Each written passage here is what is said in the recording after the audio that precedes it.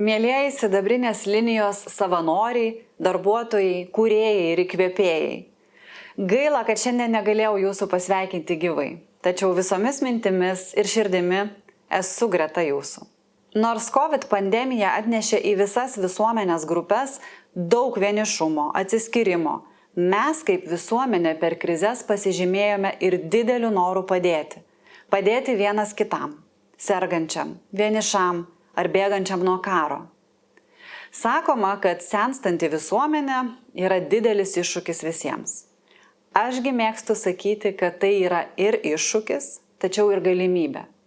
Kuo mažiau stigmatizuoti pagyvenusius, skatinti jų didesnį įsitraukimą, tiek į bendruomeninės veiklas, švietimą, savitarpio pagalbą, kad vietoje vienišumo žmogus galėtų pajusti savo gyvenimo reikalingumą, buvimo prasmę.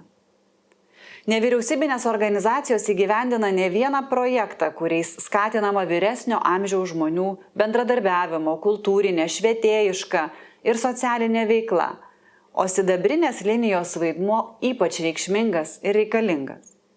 Čia savo laiką skiriantys savanoriai ne tik padeda vyresnio amžiaus žmonėms gerinti emocinę ir psichologinę savijautą, stiprinti savivertę, bet savo veikla sidabrinė linija svariai prisideda prie visuomenėje nusistovėjusių stereotipų apie vyresnio amžiaus žmonės laužimo, vyresnio amžiaus žmonių įvaizdžio gerinimo, pozityvios senatvės idėjų puoselėjimo ir sklaidos.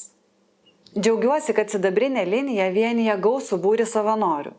Nemaža jūsų dalis savanoriauja daugiau nei 5 metus.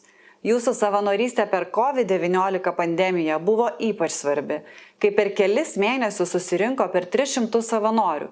Nemaža jūsų dalis išlikote iki dabar. Jūsų veikla reikšmingai prisideda prie vienišumo jausmo mažinimo, o kuriami draugystės, artumo ryšiai vyresnius žmonės stiprina, įkvepia, vaduoja iš vienatvės.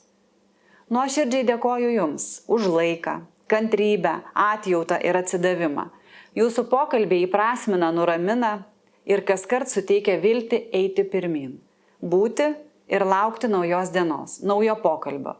Dienos, kurioje vyresnio amžiaus žmogus dar kartą įsitikins esantis neatskiriama, svarbi ir stipri visuomenės dalis. Linkiu Jums visokeriopos sėkmės, labai prasmingoje ir reikalingoje visai Lietuvai veikloje. Ačiū, kad esate.